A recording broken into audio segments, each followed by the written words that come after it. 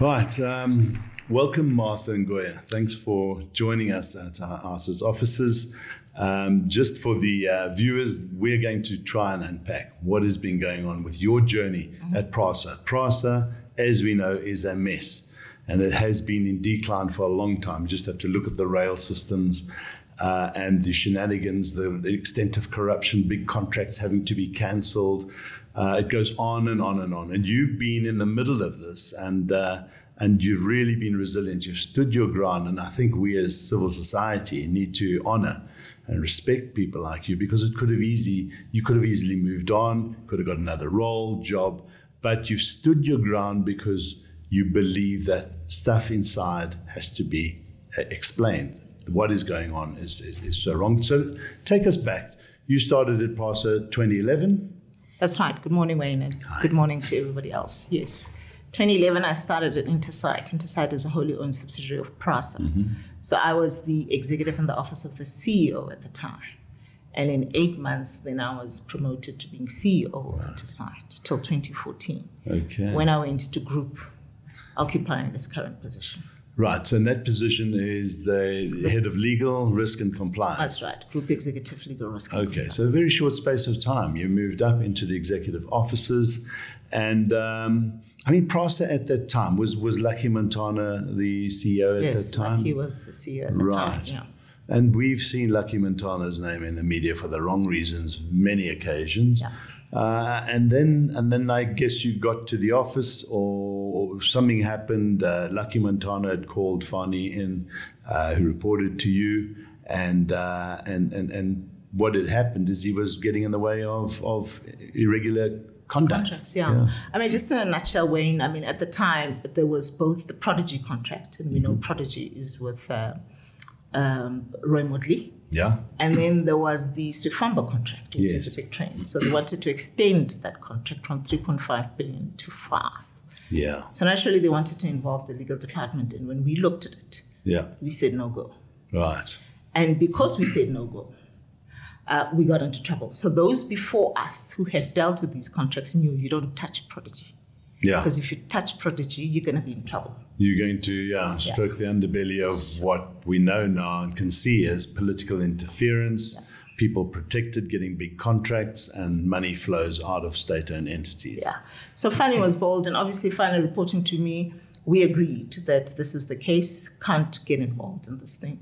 And next thing we knew, there was an email that was written by Lucky, threatening people are working against him, and they will be dealt with. Okay, so he fired or then suspended Fani Dingazwayo, and then you followed shortly afterwards. He fired Fani in May of 2015. Yeah. And I said, in August. It can't happen, because Fani reports to me, if anybody must be fired, it must be me, because I'm the person that reports to you. So I took him on. And he didn't like it, obviously. You don't challenge like him. Yeah. And he then said, look, frankly, he said it in a vernac, basically to say, I am insolent. Yeah. And he told me I'm fired. In 5 minutes, I was fired in Lucky's office. Really? Huh? Yeah. Like that? Just like that. So what happened? Did you... You started to appeal this? No, we didn't. At the time, it was late in the day when he fired me. He fired me on the 19th, finally on the 18th. And so I said to him, look, I'll come back and get my stuff tomorrow. He asked me to wait for my letter. I said, no, I'm not going to wait for it. You knew you were going to fire me. You should have prepared it. I'll come back tomorrow anyway and get my stuff. So we left on the 20th. But what we did with Fani, we then wrote to Popo Malefe's board. Right. He had just been appointed then recently. He took over from Safisa, I think. Yes. 2014, I think August, the new Popo Malefe board was appointed. Right. So in May 2015, when Lucky fired us, the board was still filling you. And remember, they were saddled with their derailed report from the public protector as well as the Auditor General's findings of over 550 million irregular expenditure. Right. So they were, caught up in this thing. And then the next thing, the head of legal, together with the group executive of legal, are just summarily dismissed. Getting in their way. And Popo was sent in to start cleaning up to Yes, try and he unpack was. this poor performing entity. He was. Yeah. Yeah. And he did a good job, I must say, the mandamus cases against the Hawks to compel them to do the investigations properly, which we got involved in as well. Yeah. And I think it was at that time then that you had started to challenge the outcome of those hearings. Is that right? Or the dismissal and it was reinstated? Yeah, we did. I mean, we wrote to the board. We then obviously did the what anyone would do. Went to the CCMA, lodged our claim with the CCMA. And so what we understood was that the board of Popo Malefe then said to Lucky, you don't just fire executives willy-nilly. Yeah. If they've got something to answer to, follow process. Yeah. So you will bring them back and you will follow process, Right. and you not just summarily dismiss them. Exactly. So he brought us back. Right. We were happy because we could be paid. Because you can imagine if you don't get paid, if you're fired, there's no salary. So we got back with Fani. It was a tussle. When we arrived, I mean, Must have been extremely uncomfortable. it was, but we also, were not being given our equipment, our laptops and so on. We declared persona non grata, actually. So there's your office to sit there and do nothing. We'll pay you, and you've got no computers. And then we were told within 24 hours or so, we were supposed to give reasons why we should not be suspended after we were brought back from being fired. Okay. So the war stayed. Yeah, so we were clever enough to, now, use our legalese and say to you're from Dosofiki. Yeah. Meaning, you can't charge us for something that you've brought us back. You've cleared us clear in firing us and bringing us back. Right. Just too technical for him. Yeah. He didn't like it. So he said our submissions were vague and embarrassing. Boom. We were escorted out of the office again. Oh, my goodness. Same week. My goodness. Yeah. So what did Popo do then? I mean... Well, I think at the time, it was that time when Lucky went on a rampage. Yeah. There was this public protector report, there was the finding. Yeah. And at the time, I think the board was also talking to this forensic investigation. Yes. And deciding upon it. And obviously, Lucky didn't like that. Yeah. And he threatened to resign and so on. He went to the media, speaking about how PRASA had, can't remember the exact words that he used, but... turmoil. Yeah. I think that's what he'd said. And he started fighting in the media with the board. So the board just said, thank you very much, Mr. Montana. Off you go. Yeah. It was a great decision, but it never ended there. No, it didn't. Yeah. It didn't. And we could see as well that you had the minister at the time, Dupuo Peters, replaced by Joe Mosenganya. They were coming in and out. The meddling we could see, especially under Dupuo Peters, it was just it was crazy. It was crazy because, with statutory body, we've got to comply. Yeah. If a board is not correct, it cannot perform, it cannot sit. So, the board was, basically hampered in doing its work because Popo was extremely frustrated. Yeah. So what happened is that the Popo Malefe's board then said to the acting CEO at the time, Nathi Khena, investigate those guys that are out. And if you find anything on them, discipline them. If not, bring these guys back. Right. So when we were brought back with Fani, we understood that Nathi had done his own investigations internally and he found nothing on us. Right. And we came back and we continued. But that you got your computers back then, you could do your job. Yeah. Right.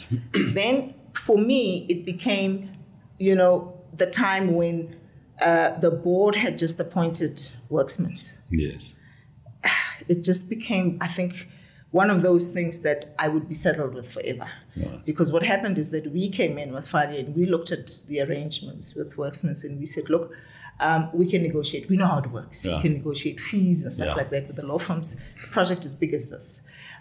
You negotiate fees with law firms. And we also said we thought we'd be involved in the process. In the cases. But we were not. Yeah. We were not involved. And we were, in fact, one of the board members in Popo Malefe's tenure, Zodo Manasi, said we can't negotiate fees. Really? Yeah, You've got powers, you've got those rights. Yeah, no, she said to us, no, you can't negotiate these fees. How do you expect somebody that you're asking to assist you to work at a reduced fee. And we said, look, no, this is how it works. As lawyers, we do these things. But this is every the time. board now interfering with the executive powers of the organization. But anyway, they then signed the mandate with Worksmans, and the investigation started. So initially, when the investigation started, the legal department was not involved. Okay. The company. This is the investigations against everything that Popo Malefa was doing. Right. The forensic investigations. Okay. Yeah. So Vamba. So yes, Vamba was the main one. Yeah, was. And then Siangena followed. Yeah. So the company secretary was the trusted person, as we called it at the time, to deal with the board. And they did the investigations. All we had to do was to get documentation for Worksmans. And obviously, Fanny and I took issue with that, and we said to Bobo, we said, Chair, we're not golfers. Yeah. We are professionals. Yeah. If you want us to assist you. That, after all, is why you have the legal department. That's why you have the people who have to work with the external lawyers. He listened to us, and we said, if you want a golfer, we get PAs to do the work. We're not doing this thing. Right. And we can advise also in terms of the legalities that are involved and steer, And he heard us, the chair, and he said, okay, fine. So we were then only allowed to then engage with Worksmans and see what they were doing. But also it was extremely confidential. But now let's fast track a bit. And a lot happened then. We got some successful cases, stopped those two big corrupt deals. A lot of money would have flowed out of the country. And I think that was a turning point. But at the same time, PRASA was going through new management coming in and out, and you're trying to be the stable person inside dealing with all of this. Look, it was crazy because after Popo, we then had the judge, Makubela. Yes. And by the way, both Fanny and I have been subpoenaed to go give evidence against Makubela now. Right. On the 20th to the 24th of February. Interesting. On what matter? On the matter that she, remember, she came to PRASA and she decided to settle a matter which was not supposed to be settled. Yeah. So when we went to the minister and said, stop this nonsense, right. She already then decided she's not going to get involved. She's going to the bench.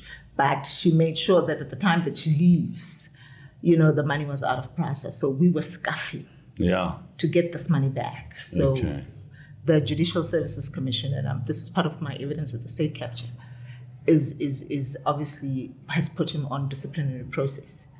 And this hearing is sitting on the 20th to the 24th. Excellent. Yeah. So you gave input at the Zonda Commission, and you really explained what was happening with all the corruption, with all the maladministration that was going on. Why is this current board opposing that? Look, my view, Wayne, and we've known it all the time, is that and Lucky doesn't hide it as well, is that the chairperson and Lucky are friends. Okay. So everything that happened, I believe, and strongly so, with the assistance of Lucky in the background. Right. For me, it was clear I was dead when the guys walked in, because my first encounter with the board, I was even told, you don't have integrity. Right. And I stood there and I thought, these guys don't know. So they've come in with an agenda. They've got preconceived ideas. They haven't given you the opportunity to explain yourself. The accusation was that I employed Worksmans and I needed to take accountability for that. And why didn't I do anything about Lucky Montana? And I said, look, this is in the remit of the board. It's not mine. I don't, just because I'm the head of legal, just act on everything up there.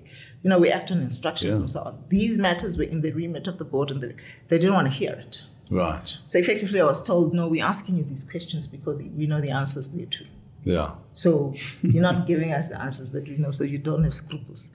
And well, to his credit, Olile George, who was the previous board member, and had been with the PRASA board for a while, stood back and said, no, you can't talk to Martha like this. Really? What you needed to do was to get yourselves acquainted with the board minutes before this thing. Yeah. Because what she's saying is right. These things were sitting with the board. Yeah. So they relented and left me. But man, it was like, a volcano thing at the time. And I don't know where it came from. And you had a new CEO coming in, Charles, off again. Well, this acting CEO at the time was Tandega Mabija. Yeah. And obviously, this was like December. Yeah. of 2020, and January 2021, I was fired. Yeah. On the guise that I had a 5-year contract. On the guise that you had a 5-year contract, and that was wrong. It was wrong. I mean, I've been a permanent employee of PRASA. Exactly. Yeah. So obviously we challenged that. And you won that. We won that.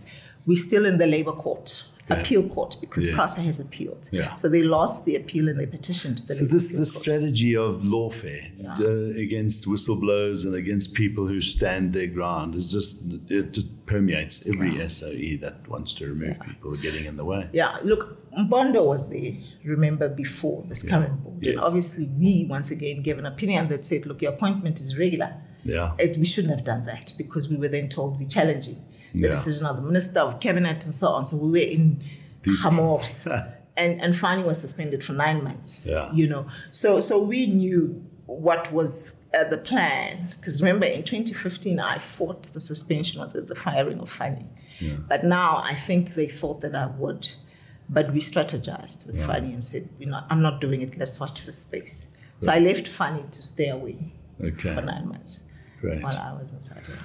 Well done. I think you've tactically outmaneuvered them. They've come with a number of ministers.